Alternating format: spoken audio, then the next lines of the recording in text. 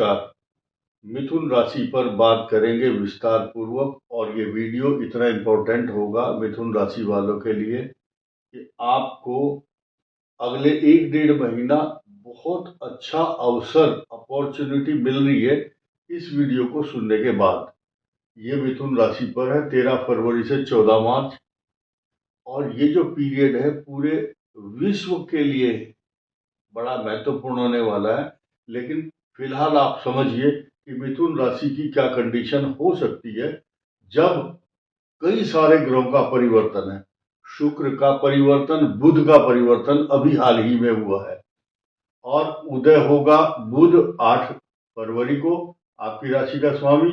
और सूर्य आपके जो सबसे खराब स्थान है, मृत्यु स्थान, यहां से निकल करके 8 ये 13 फरवरी को 4:08 पर बदल जाएंगे। और जहां आपको त्रास, पीड़ा, अशांति, तनाव, अपमान, चोट, बीमारी, झगड़े, चक्कर आना और इनसिक्योरिटी चल रही है की बात कर रहा हूं मैं। उन मिथुन राशि के कैंडिडेट्स को, महिला है या पुरुष है या सीनियर सिटीजन है, बीमार हैं, स्वस्थ हैं, सबको एक नया रास्ता मिलने वाला है। और आने वाली 23 तारीख तक तो एटलीस्ट आपको इंतजार करना ही होगा। लेकिन 13 फरवरी तक इतनी सावधानी रखनी पड़ेगी कि आपको अपने स्वास्थ्य से जुड़े हुए मामले तथा जो भी आप काम करते हैं, बीमारी से जुड़े हुए हों, चाहे झगड़े हों, चाहे न्यायालय के विवाद हों, आपके साथ कोई चीटिंग ना हो जाए, इसलिए बहुत केयरफुल होना है। लेकिन प्लस पॉइंट क्या है? सबसे बड़ी चीज ये है कि हम लोग निगेटिव बातें बताते हैं कि ये हो जाएगा, ये कष्ट होगा, लेकिन सबसे बड़ी बात ये, जिनका जुपिटर कुंडली में बहुत फेवरेबल है, उनके लिए ये कोई तनावग्रस्त स्थिति बिल्कुल नहीं आएगी, क्योंकि यहाँ गजकेसरी योग भी बना हुआ है मिथुन राशि पर। अब मैं 2-3 बदलाव की बात कर लेता हूं। जहां 3 तारीख को बुध का परिवर्तन हुआ है, यानी कि आपके भाग्य स्थान में आ चुके हैं आपके राशि के ही स्वामी। दूसरा यह कि आपके पंचम और द्वादश भाव का स्वामी शुक्र 5 फरवरी से लगातार बहुत अच्छी नॉलेज देगा आपको, अच्छे विचार देगा, अच्छी संगति, आपकी संतान के लिए भी अच्छा है।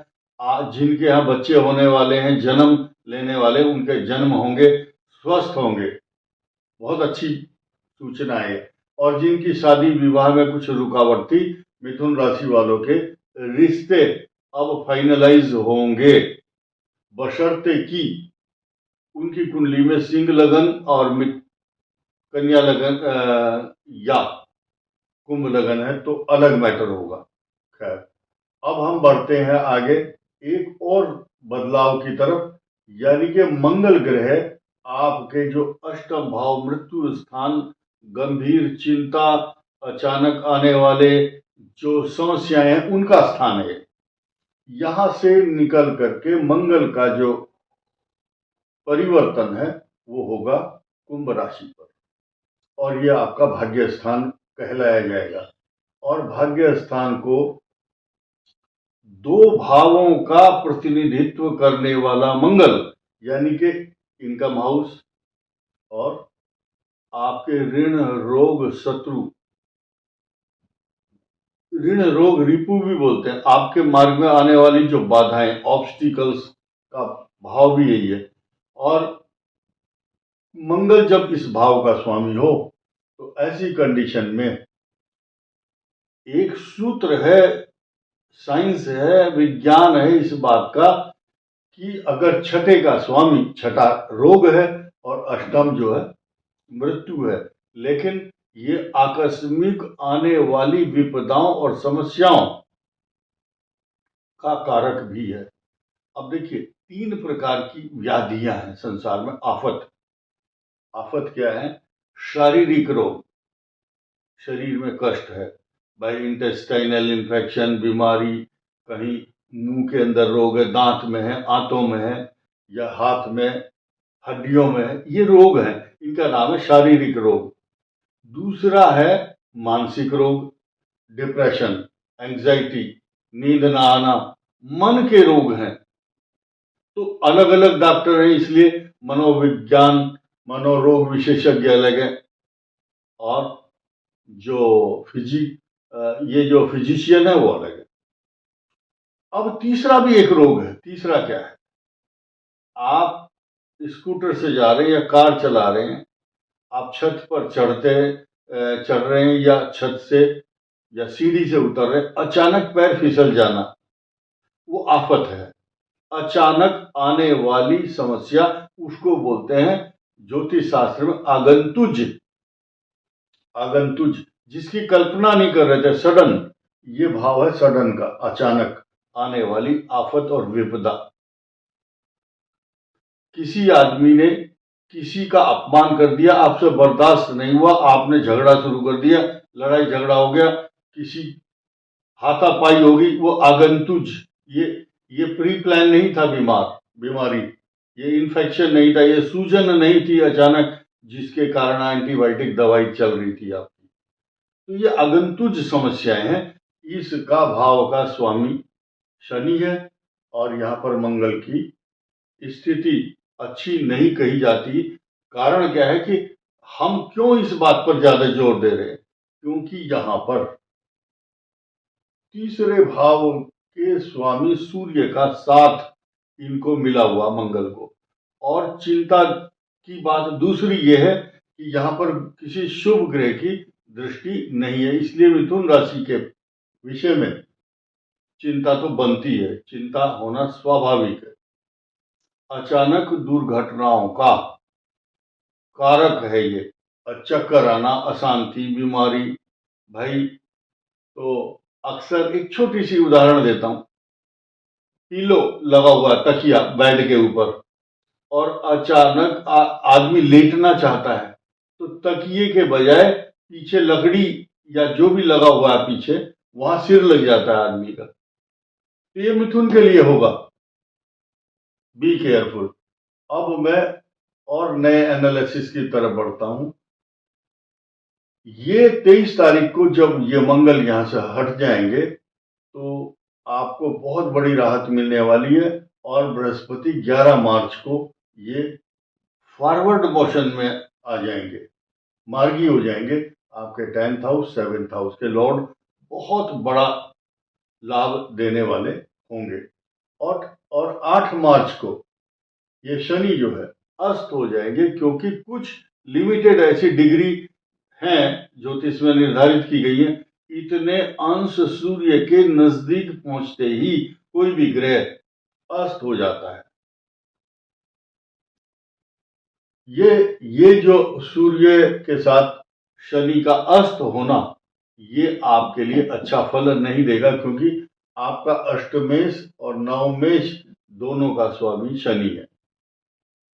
अब एक नया समीकरण क्या है कि इस भाग्य स्थान पर इन 5 ग्रहों की बात कर लेते हैं, लेकिन इसके बीच में आने वाले जो 2 ग्रहण हैं, उनको हम बाईपास नहीं कर सकते। ये जो ग्रहण होगा, ये ग्रहण आपके लिए बहुत ही सुखद एहसास कराएगा। कारण क्या है कि यहां जो सूर्य और चंद्रमा दोनों एक साथ होते हैं, उसका नाम है अमावस्या। अमा का मतलब इकट्ठा, वासस्य इति अमावस्या, एक साथ वास होना एक राशि पर। अब ये कुंभ है, कुंभ का मतलब है घड़ा, वहां पर सूर्य भी है, चंद्रमा भी है, घड़ा जो है भरा हुआ है सारे ग्रहों से। और इस राशि का स्वामी का रिश्ता है, यहां भी बुध है, ये लक्ष्मी नारायण योग भी है, ये मंगल राहु का अंगारक योग भी है, ये बुध आदित्य योग भी है। तो कई सारे योग बना करके ये भाव मिथुन का जब इतना पल्लवित और पुष्पित भाग्य हो रहा है। और अब आपके सारे प्रश्नों का उत्तर इस पंक्ति में जो मैं अब बोलूंगा। इन 5 ग्रहों पर यह दृष्टि बृहस्पति की, अब कोई सवाल नहीं पूछ सकता दुनिया में कि मिथुन राशि को अब कष्ट होगा। अर्थात 23 तारीख के बाद बनने वाले इस समीकरण का कितना सारा प्रभाव है। इनकम हाउस का लॉर्ड यहाँ पर, लगन का लॉर्ड यहाँ पर, और पंचम का लॉर्ड यहाँ पर, पराक्रम भाव का स्वामी यहाँ पर, और छठे आपकी जो हिम्मत, पराक्रम, बड़े भाई और पैसा, आपकी आमदनी, अच्छा स्वास्थ्य, ये सारी खुशियां आपके दरवाजे पर रिंग बजाएंगी, घंटी बजाएंगी कि हम आ गए और आपको खुश करने के लिए आ रहे हैं। तो जो जितना समीकरण जिस तारीख से बना है, तो सारांश की तरफ बढ़ते हैं। सारांश ये है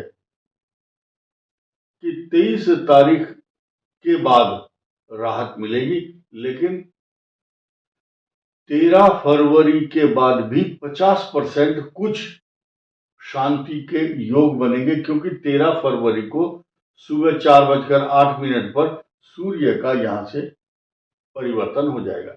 अब इस केतु को हम हजम नहीं कर सकते। केतु तीसरे भाव में है। स्पॉन्डोलाइटिस से लेकर हड्डी के कुछ रोग, कुछ आपके गर्दन की समस्याएं, कुछ पीड़ा, कुछ भाग्य में बाधा, क्योंकि भाग्य के सामने है 180 डिग्री। प्लस पॉइंट कुछ भी नहीं है इसका, सिर्फ क्या है, इसका और शनि का षडाष्टक योग बना हुआ है। केतु की यहाँ अष्टम भाव है और शनि से ये छठा भाव है, इसको बोलते हैं षडाष्टक। तो इसको समझिए आप। अब जिस मिथुन राशि वाले की इस समय बृहस्पति, शनि, बुध की महादशा चल रही है, सब ओके है, टेंशन फ्री हो जाओ। दोबारा बताता हूं, बृहस्पति, शनि, बुध, केतु और शुक्र की दशा भी चल रही होगी जो ज्यादा एज के लोग हैं, और शुक्र के बाद सूर्य और चंद्र महादशा भी होगी, और मंगल और राहु की महादशा की उम्मीद कम करना है, क्योंकि मंगल की महादशा उन लोगों की हो सकती है जो बहुत ज्यादा एज के हो चुके हैं। अब मैं उपाय बताता हूं। उपाय ये है कि इन लोगों को हनुमान जी की उपासना करनी चाहिए, क्योंकि ये जो छठा और 11th हाउस है, इनका स्वामी मंगल यहां आ गया। हनुमान जी ही आपकी जो नैया है उसको पार लगाएंगे। कारण क्या है, हनुमान जी अमर है इस संसार में, और राम जी के भक्त हैं। और दो शब्द बड़े काम के सुन लो, राम रसायन तुमरे पासा। राम रूपी रसायन यानी कि सारे के सारे राम रूपी रस आपके पास है, सारांश है, जूस है, सत्व है, तत्व है आपके पास राम रूपी। इसी ताकत पर नासे रोग हरे सब पीरा, और इसी ताकत पर संकट कटे मिटे सब पीरा। और अब आनंद और आपको आ जाएगा, आपको पता चल जाएगा कि मैं जो हनुमान चालीसा का पाठ या बजरंग बाण का पाठ या हनुमान जी की स्तुति कर रहा हूं, उसका असली उद्देश्य क्या है और लाभ क्यों होगा। क्यों भी तो सुन लो आप। क्यों लिखा है, जासु हृदय आगार, जिनके हृदय आगार है, आगार का मतलब घर, हेडक्वार्टर है किसका, बसहु राम सर चाप धर। जहां राम जिनके हृदय में बैठे हुए हैं, इसलिए आपको if and but no argument Hanuman ji की उपासना एक बार भी करेंगे तो उसका लाभ मिलेगा। इस वीडियो में इतना ही। धन्यवाद, नमस्कार।